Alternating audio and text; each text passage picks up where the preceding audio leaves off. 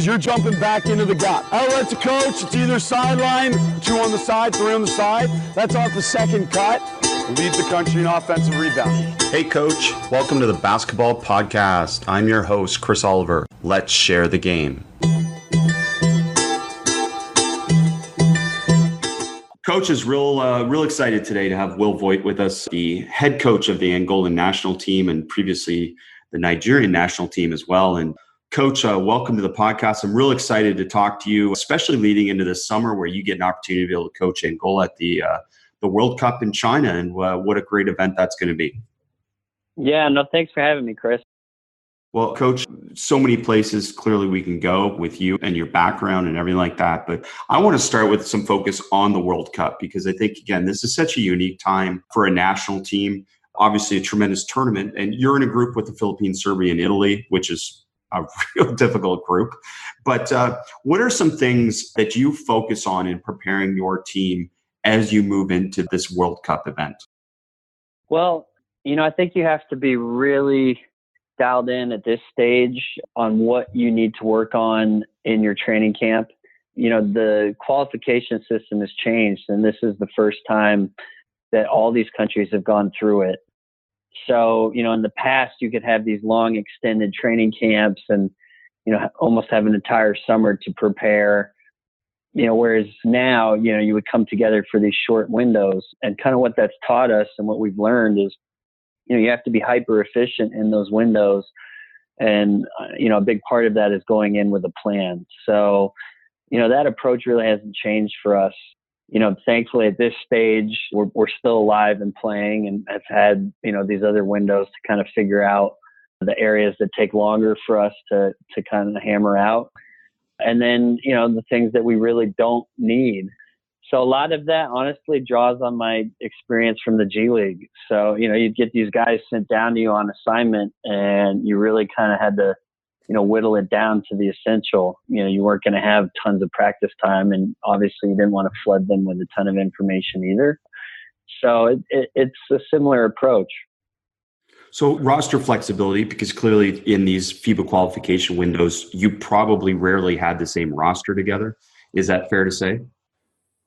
Yeah. And, especially with us, a big part of me taking the job was transitioning from sort of this golden age of basketball in Angola. So for a long time, Angola were kind of the juggernauts of Africa, and they rode this group without a lot of thought of, how it would transition from them. So when I took over, they were kind of on the tail ends of that. So they had a really bad showing at the 2017 AfroBasket tournament. And that, for those that don't know, that's like the African Championships, which is how you, then move on to qualify for things like the World Cup and the Olympics.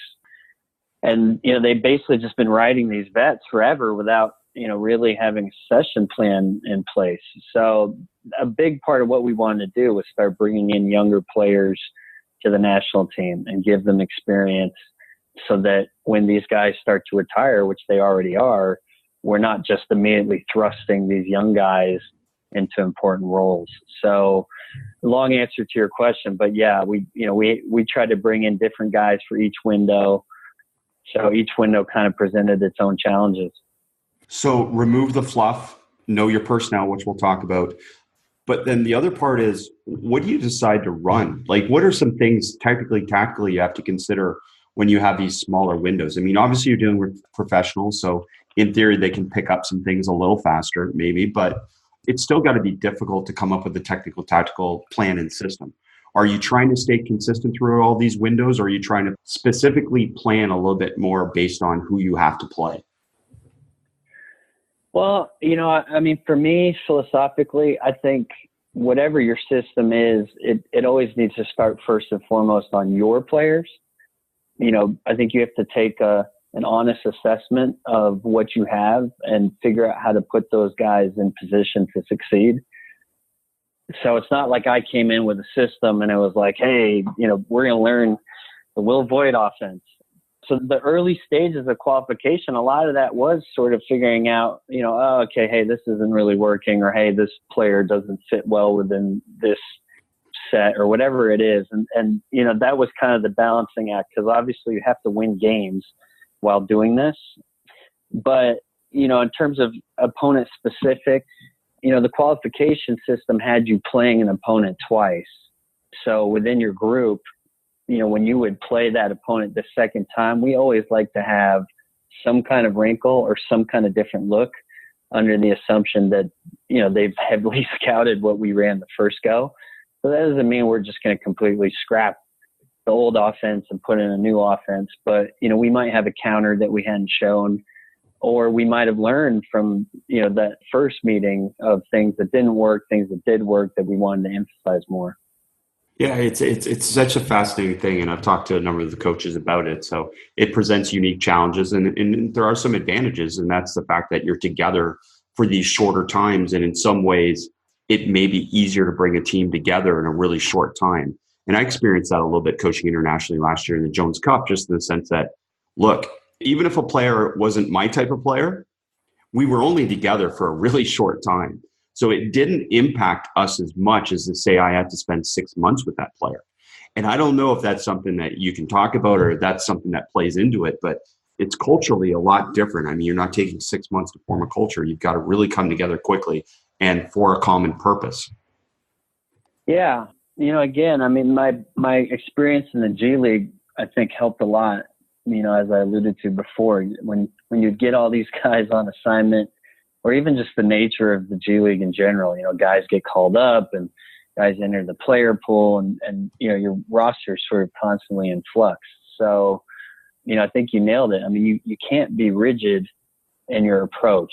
So I think you obviously have a foundation that's important. And, I do believe that trademarks for a team are important at any level, but you have to be able to adjust to the players that you have and the talents that they have and what they bring to the table. So, I think as a coach at any level, that's kind of what we're all trying to do. I think the best offenses kind of show that you've got to, whatever it is, if you have a dominant post player, then you should feature them. I mean, if you've got like a Jokic who will face, I mean, it'd be silly if they were running like 4-out spread pick and roll when you've got this amazing, passing skilled big man. So I think that's got to be your approach with all of it. And certainly with these national teams, you have to be ready to adjust on the fly.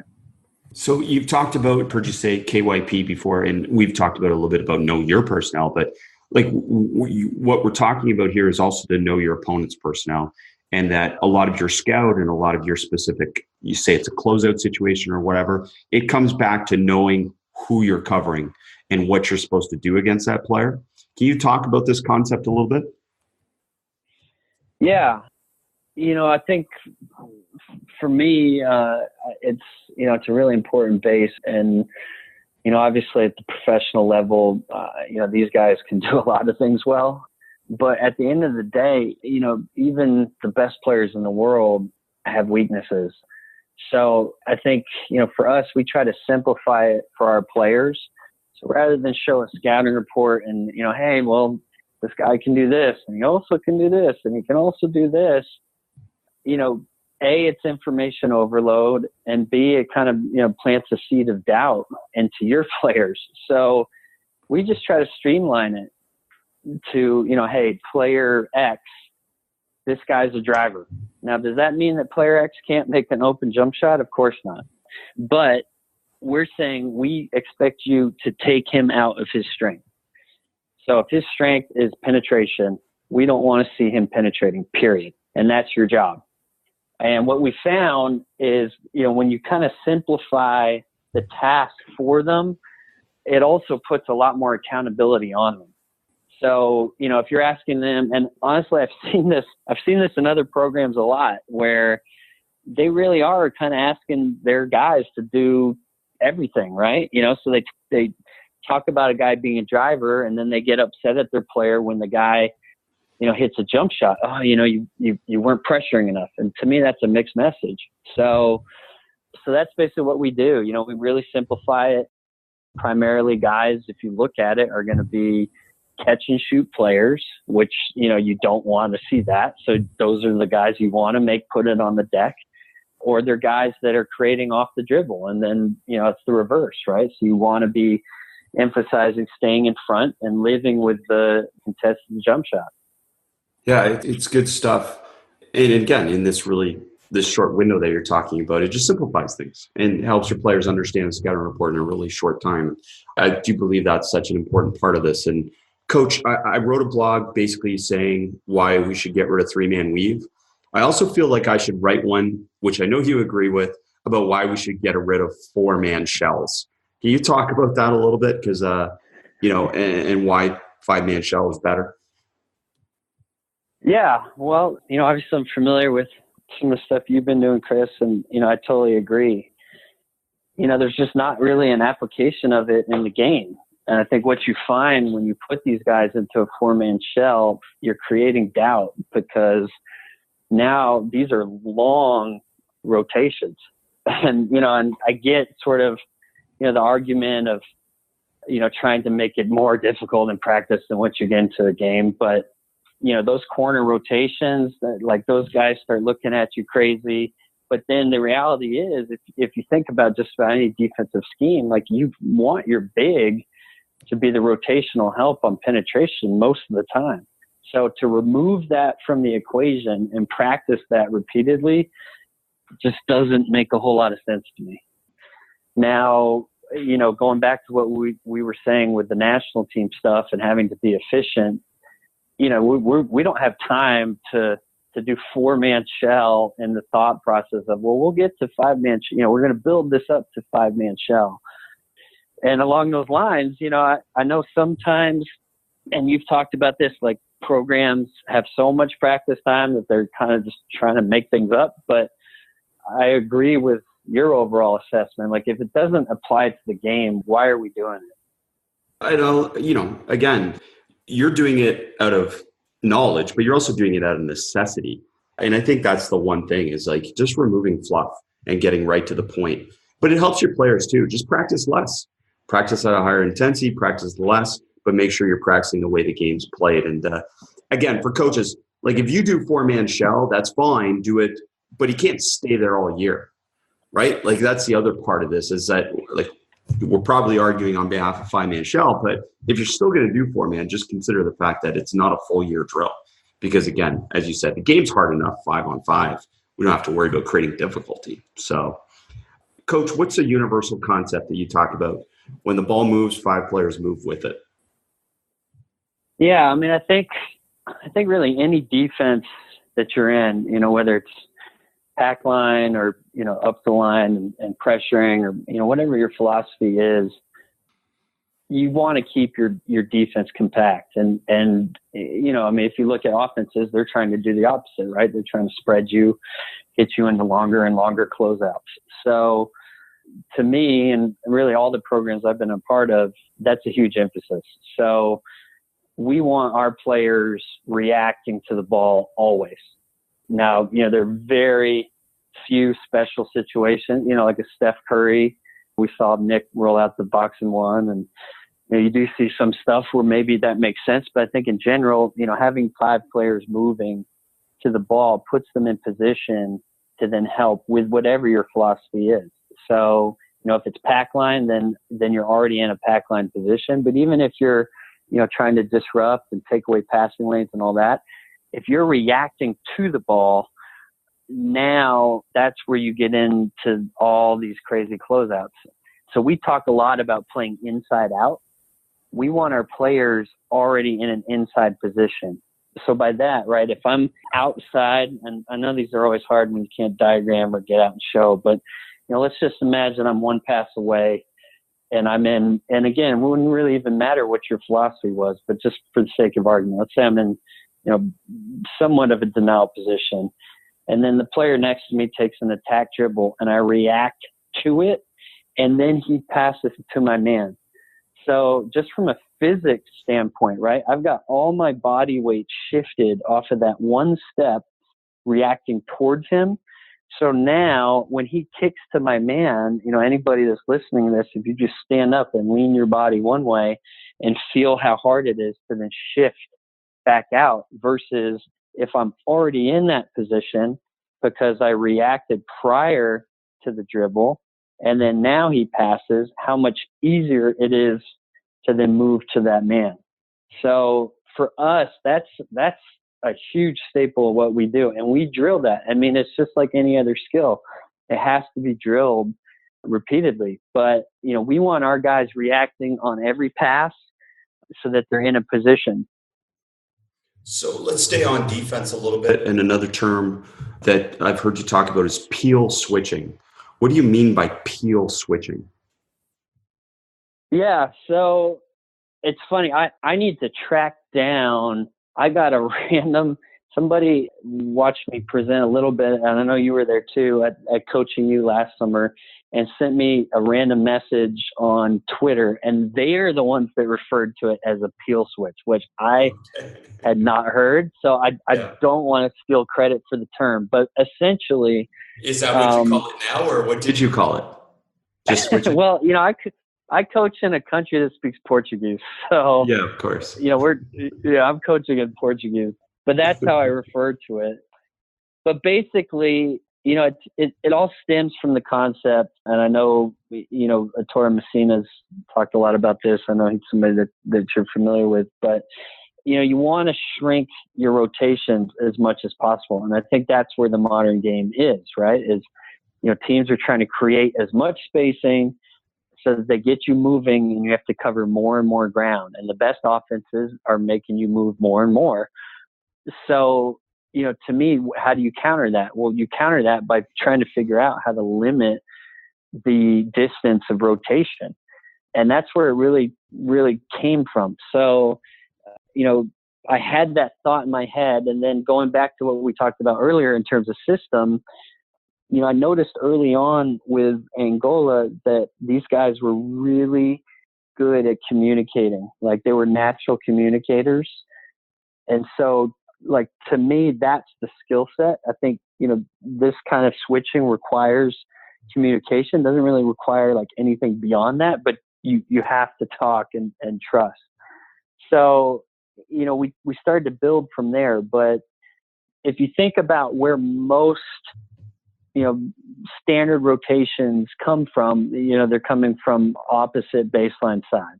So, there's penetration from the right wing, that low weak side defender rotates over, you V back or whatever your term is, drop down to fill his spot, everybody shifts over. Well, that's arguably the furthest distance to come from, right? So, and I think in the early stages, okay, it made sense at the pro level. You're bringing size over. Guards weren't used to that pass. But I think when you watch the game now, I mean, every guard can make that pass, and they're anticipating that pass. And by that, I mean that diagonal skip. So, and the really great point guards, and also, and a lot of them play at the international level. So, Compazzo and some of these guys that maybe people aren't familiar with, but they're just so good. They get it out of their hands the second you're moving. And it goes back to what I was saying earlier, where you've got all your momentum going one way and suddenly the ball is zipped another way. So, what we started doing is, rather than these shifts, right, where I would have to come from that weak side baseline, and then now he hits a diagonal skip, and I'm expected to come from that help position and get all the way back out to corner. So what we started doing was to just shift one man over, and I'm, as best as I can without, a diagram, try to explain this. But let's say that there's penetration. Well, we'll use the same example. So penetration from the right wing. So once I'm beat off the dribble and my man is coming to rotate, we call that a switch. So we wouldn't call that a help or, a go or whatever your term might be. That's a switch to us. So for us, it doesn't make sense to have two on the ball in that situation, because again, my feeling is that all these guards can make that pass. So having two people is not going to deter that pass. These guys are all skilled enough to do it. So once you're beaten, you're done with anything that you can do to help us with the ball. So again, rather than have the help man come over that far and then now we have to rotate back out to the corner, we'd rather have him be all in on the ball, and that's it. That's his only concern. So he's come over into a help, but that's a switch for us. And then now the person that was on the ball, so typically in a standard rotation system, he would stay on the ball. So it's really more like a temporary trap and then a kick out, and he gets to stay on the ball. Well, I also thought that wasn't very fair, where I'm the man getting beat, yet everyone is working way harder behind me as a result. So for us and these peel switches, what happens when I'm beaten off the dribble, I then rotate one player over. So if you think in your mind, everybody listening, if you think in your mind what a normal kind of standard rotation would be, where you're kind of already doing that, but then you expect everybody to get back to their own on the pass, ours are all switches one man over. So I was on the ball, I got beat, baseline came over to help. That's a switch. He now has the ball. I'm then rotating one over. So just think of a clock. So especially in modern spacing where you're 4 out, if it was a wing drive, there's going to be a strong side slot player standing there. That's who I'm going to end up matching up with. And what we also found is that as good as players are in today's game at all these diagonal skips and baseline skips and everything going weak side, what you really never see is that old school crackback pass. Right. So going back to the Wahlberg dribble drive stuff, nobody does that. Like they don't even look.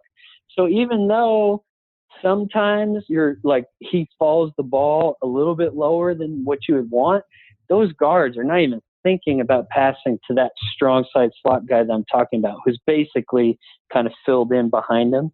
And the passes are all weak side. So, I mean, we're nervous about this. I'm sure people listening were like, geez, I don't know. We rolled this out against Serbia.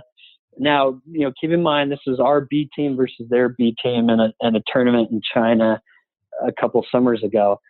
And this is the first time we rolled it out in a competitive game. And, for anybody that knows Serbian basketball, I mean, these guys are very, very good decision makers. Obviously Teodosic is a wizard with the ball, but there are many of them like that. So, they're not sloppy passers. And in an international game, 40-minute game, we forced 22 turnovers. And because what would happen is they're so used to these skips being there, and now suddenly they're not because of the way you're rotating. So you're taking away what they are used to being their outlets off of that penetration. And again, they're not really thinking about what is the one you're sort of leaving open temporarily, which is that crackback. So it kind of covered two things for us. It kept our rotation shorter, and we found it was a way for us to force more deflections and turnovers. It's great. And I follow what you're saying. And maybe when we post this, we can put a little video to it. But how much has this influenced your thought process on offense then? And like knowing this, like, are you emphasizing crackbacks a little bit more because there's a tendency for defenses to give that up or to relax more on that? Or is this something that's transferred to your offensive philosophy? Well, keep in mind, we're really like the only team I've seen doing it. So no, our emphasis is still on these weak side passes because everyone we're playing that's against what's available. Yeah, still playing it that way. So, I know hopefully I don't have Serbian and Filipino and Italian listeners on this podcast. But yeah, I mean, that, like, to us, that's our adjustment, and people could adjust to that. But I mean, it's unlikely that their system is predicated on what we are doing. Like, it's more likely it's based on what 99% of everyone else is doing. Well, again, like it's another example of a team. Like, you guys can't compete if you do exactly what Serbia does. Like, you're not Serbia, right? And you have to kind of find whatever your thing is to be a little bit different, to disrupt, to be influential, obviously, on the game in some ways. So this sounds like one of those things. Are there some other things that you've thought about or you've done that kind of speak to this as well, in terms of we can't play the way the U.S. plays because we're not going to beat them if we play exactly the way they play? Yeah. Well, that line of thinking, I think, has always got to be your starting point with your team. So, whether it's high school, collegiate, professional level, I think you got to look at the best teams and figure out how you beat them. And to your point, if we try to play the way Serbia plays, they're going to do it better than us. So, there's no way that that's going to be successful. So that is definitely our approach. Now, I mentioned it in describing the peel switch. That really stemmed for us from an ability to communicate. So that was one of the things that I identified for our team with Angola, that, hey, we could be special in the level of communication that we have as a team. And that's where that focus came from. So from there, it was like, well, okay, well, what can we do with that skill? And I think that's got to be how you look at it. So, if I want to play like Golden State, that's great. But, if I don't have KD and Steph Curry and Clay and all these guys, like, I can't do it. So that's really with all the teams where our thinking is. Now, with us, obviously we have different strengths and different weaknesses than our opponents. And that's sort of the cool thing about international basketball and national teams is, each region really kind of brings its own strengths and own style of play because, they've had to adapt. I heard my friend Mike Taylor on your podcast talking about that, and teams like Iceland and these other teams who are really small and having to kind of learn a style of play that was 5 out and that type of thing. So for us, I don't want to give too much away because obviously we have we have important games coming up, but that approach, what you talked about is spot on. I think every coach really needs to do that. Like, do a hard assessment of the teams in your league and how you stack up against them, and really think about how you'd beat them, and let that be your starting point. And then don't be afraid. A lot of the stuff you're doing, I'm sure, came from that too, where, just because everybody's been doing it one way doesn't mean that you should be. And it's that kind of critical thinking is where you can find your competitive edge. Hey, Coach, just a quick interruption from the podcast. I just wanted to let you know I would love for you to join basketballimmersion.com, of course, to help support all the online sharing I do. But I don't want to interrupt these podcasts for ads anymore. From now on, ads for Basketball Immersion events and products will be at the end of the podcast. I hope you will check them out. For instance, this week I'm sharing information about our BI Training Academy in Palm Desert, California, August 12th to 16th. Go to www.basketballimmersion.com, BI Training, to learn more, or listen at the end of this podcast for more information. Now let's get back to the podcast. I couldn't agree more with that, and such an important message. So thanks for sharing that. And Craig Peterson, who coaches Iceland, I hope at some point he's going to be a guest as well, because I know that's another, just a great example of a country that is competitive and by all means probably shouldn't be, but they found a unique way to play and obviously an effective way to play as well. So so many just great examples. And I think that's part of the fun of being at an international tournament, as you said, is that it's not like watching, say, an NCAA game where both teams kind of play similar. Like, teams can play really uniquely differently at the international level. How much have you taken away internationally as a coach, based on all these different teams that you get to watch? A ton. I talk about that a lot. I'm not sure what the listening audience is to this podcast, but college coaches in the U.S., I think a lot of times they focus too much on the NBA game. And, I love the NBA and it's great, but its spacing is different. Its talent level is different. Its size and length is different. So, a lot of those things aren't going to be nearly as applicable to a college or high school setting as international stuff would be. And then, to your point, there are just some really, really creative thinkers out there. And, we get into a little bit of a box here in the U.S.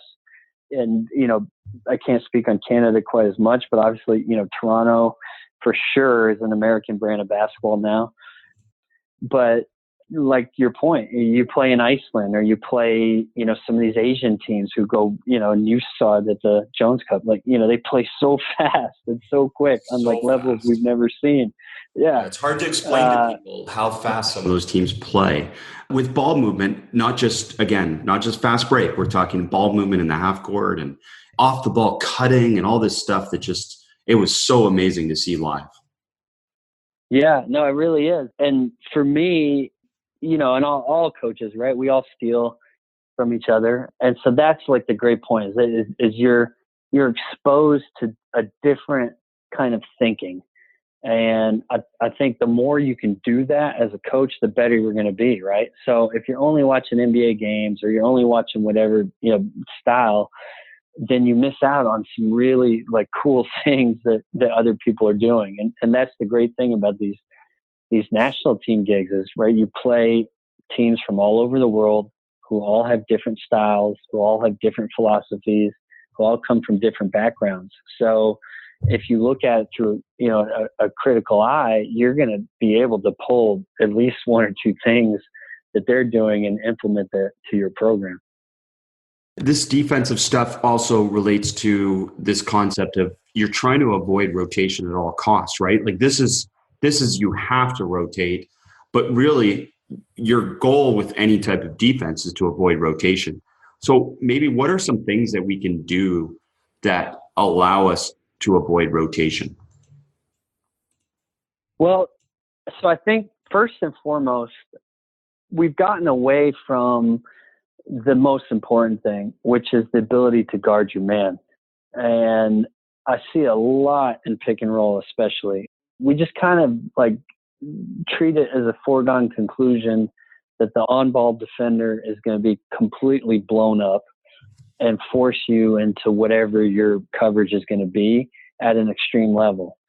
And I think that's a little bit of a lost art. I go back to my days in San Antonio. So, I used to work for the San Antonio Spurs, and this is back in the days of Avery Johnson and David Robinson and Tim Duncan. And we were a heavy pick and roll centric team and not in the put it in Harden's hands and stand and watch, but we were running a lot of pick and roll from different angles, off of different actions. And what really stuck with me was, this is a younger Jason Kidd, but we literally could not screen him, could not screen him. And obviously, the rule changes have affected some of this, but there was just a mentality there. Like he was not going to get screened. And I think that that's missing from today's defenders, that when we look at pick and roll, we're looking at 2-man coverage, 3-man coverage. What's the big doing? What's the weak side help doing? We don't focus enough on how can the man on the ball influence your coverage. And I think it's a big part of it. So, in terms of getting your question about rotation, obviously the better your one-on-one defense, the less you're in rotation. So I think your system has to make sure that you're not giving these guys a way out, which I think sometimes we do. Now, secondly, sorry, go ahead, Chris. Just to jump on that, it's almost a product of us being so much better as defensive coaches because we teach rotation so much better that we've almost give players an out about not having to cover the ball as well, right? Because we're so good in help now, or relative to, that now players go, oh, well, I've got help. So how do you build that individual accountability? Is it just emphasis? Is it pride? Is there some type of magic drill, which we know there isn't? But what is it? Because this is obviously a huge problem. Well, my experience is that some of it is technique-based. So certainly when it comes to screens, I think if you were to study, even at the highest level, they use a technique that I think puts them at a disadvantage. So, I talk about with our players getting fat versus getting skinny. And basically what that means is at the point of the screen, you can either turn your body to trail that player. And by doing so, and again, as best I can with just words, but try to envision this. So if I'm, let's say, parallel back to the basket to the ball handler as he's entering a ball screen, And then at the point of the screen, instead of leading with my inside foot, which would, as best as possible, keep me in that parallel position, I lead with my outside foot, which puts me into a perpendicular position. So now I'm parallel to the sideline.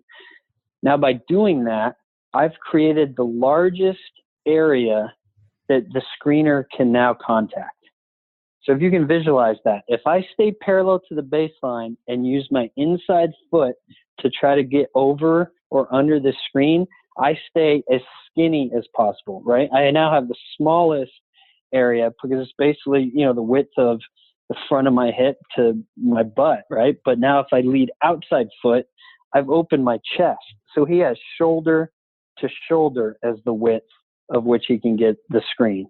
So I don't know if I'm doing a good enough job describing that with just words, but that technique or flawed technique leads to guys getting killed on screens on and off the ball all the time. So something as simple as that, just drilling that technique so that your players aren't immediately blown up on a ball screen is going to make your overall defense a lot better. Well, and again, you know how many ball screens are in the game, so definitely that translates. And I don't know, you were on a list and I interrupted you, but you had a number 2, so I don't know if you remember and can continue your thought. Yeah. So, again, from a technique standpoint and a one-on-one defense standpoint, that's going to help. But then, going down this road of what we talked about earlier, the shorter your rotations are, the better off you're going to be. So, so many offenses now are just dialed into that, get you moving, get you into that popcorn machine and move the ball, right? So that's, to me, been the transition of the modern game. The emphasis on spacing, the emphasis on quick decisions and ball movement.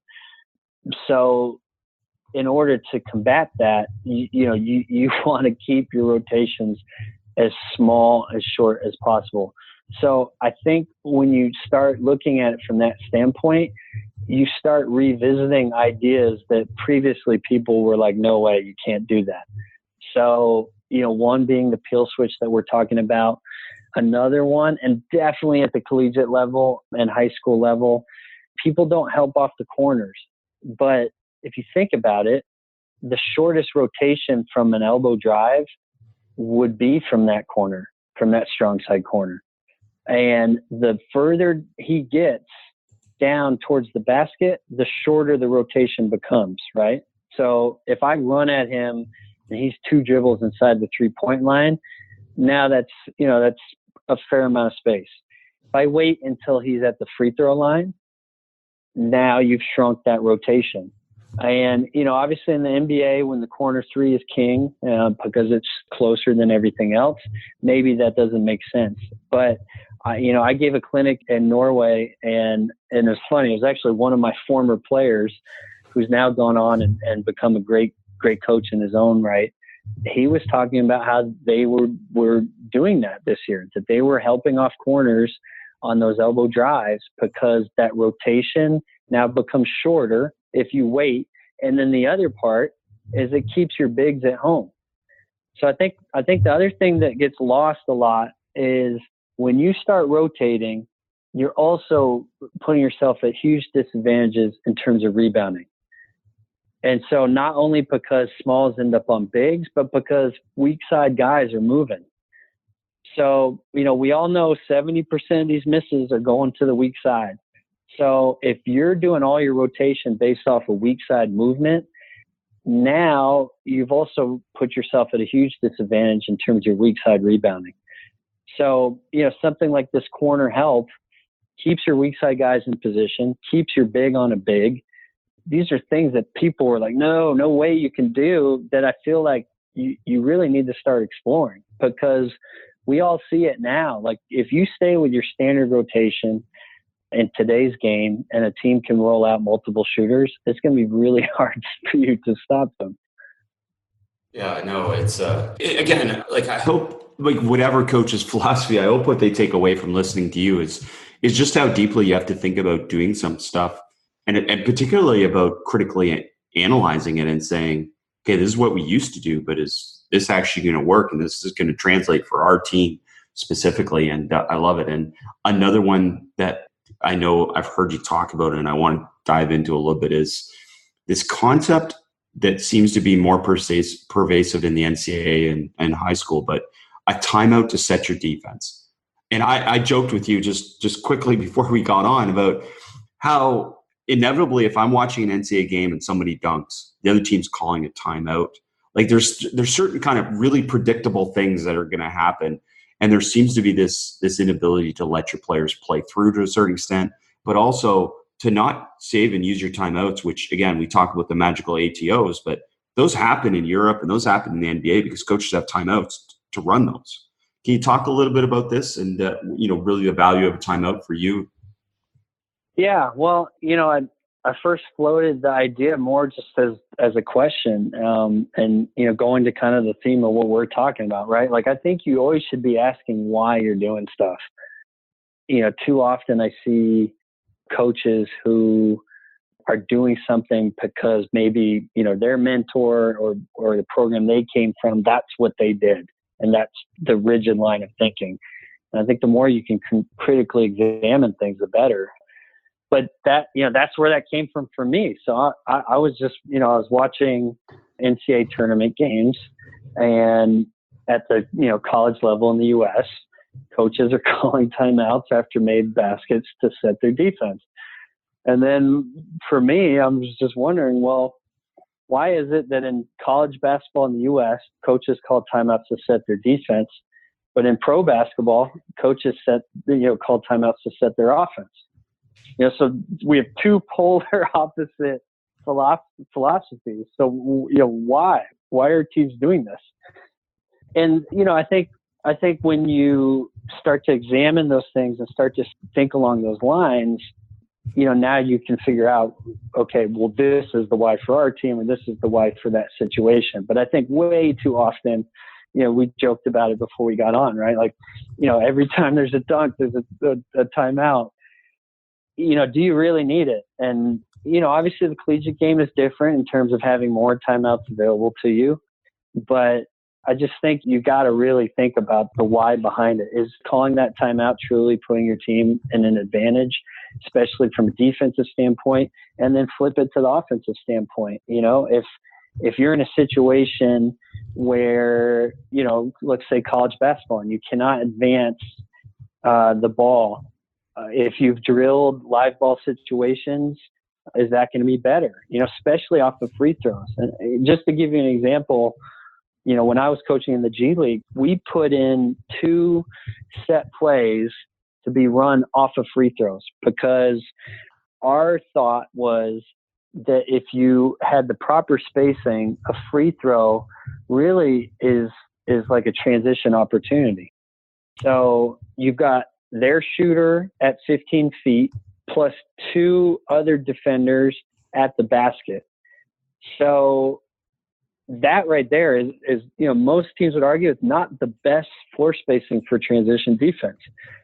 So we kind of looked at it critically from that standpoint. Like, well, okay, we've got 3 of their defenders basically in the paint. So how can we counter that? Then you start to factor, most of the time, especially at pro level, they're going to make it. So we were pulling one of our bigs off the line and putting him down at the opposite end of the basket, and then had set up plays that got us quick outlets so that we could get a post touch before their big, who, typically, right, most teams put their bigs down on the blocks for free throw rebounding, can get down the floor. So, just stuff like that. I think the more that you're thinking critically behind it, like less about, hey, here's, I can give you stats that support calling timeout here or not calling timeout there. Just think about how it applies to your team with what you want to do. Love it. And another one that I know we could go on for a while, but I do want to get into this is the 2-for-1s. The 2-for-1s. And I just spent some time with a person in the NBA that deals with analytics, and they gave some breakdowns of the 2-for-1 stuff. And for me, again, it seems like one of these maybe not completely understood advantages that you can add a certain points per possession to any game, and such a valuable tool. So do you have a specific formula for 2-for-1s or specific teaching points for your players for 2-for-1s? Yeah. And actually, this is a great example going back to what I said earlier, where I feel like college and high school coaches would benefit from studying international basketball. The NBA is great at 2-for-1 situations, but they have stop clock situations that are different, and they play by quarters. So, in an international game at the end of the second quarter, that the clock is going to continue to run just like it would in the college game. And what you'll see is that these players are so good at being slow to the ball to either, or both examples, being slow to the ball to eliminate a possible 2-for-1 for you, or being quick to ball to create it in terms of inbounding. So something as simple as that, right? Like understanding how much time is left and how much time you can burn just by walking slowly to inbound the ball. And I have yet to really see that be discussed in a collegiate program. And certainly when I watch games, a lot of times do not see coaches understanding the value of 2 possessions versus 1. The NBA is great at it, but again, their timeout situation is a little bit different. They have automatic stop clock stuff, so it makes it a little bit simpler. But, basically any math is going to tell you your 2 possessions versus their 1 is going to be better than 1-for-1. And even, people start talking about, quality shot, I think certainly you have to factor that, but I think you'd be surprised at how quickly you can get at least a somewhat decent shot, especially if you've practiced it. But that critical thinking of end of game stuff, I think doesn't happen at the collegiate level as much as it should.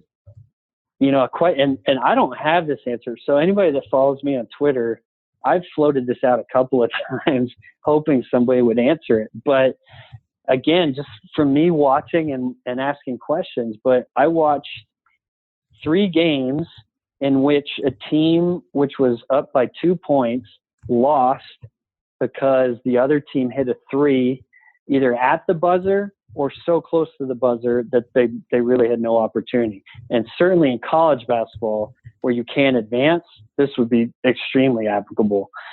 But my question, again, going to this whole possession argument, is, what's the analytics behind fouling in that situation? So if you think about it, if you foul, and, of course, there's going to be the percentage of the free throw shooter factored in, but there's also the nerves. And again, the younger you get, the more that becomes a factor. He has to make both in order to tie, right? So it's a whole lot different than kind of these heat of the moment, like 3 win or lose type shots. Like at the free throw line, have to make 2. Now, if he does make 2, you've given yourself a possession in a tie game. So, your worst case scenario is overtime. Your best case scenario is that he misses a free throw and you're good, or, that you score in your possession. But I just don't see people thinking critically enough about that. And you don't really see it a ton where, people are fouling in those situations. We're still debating whether you foul up 3, right? So up 2, somebody suggesting that, I think to a lot of people is like, what? It just seems nuts. But, I wish I was smart enough that I could lay out the math. But a lot of me thinks that the math would support certainly up into a certain percentage of free throw shooter, maybe as long as he's below 75%, that would make sense to do.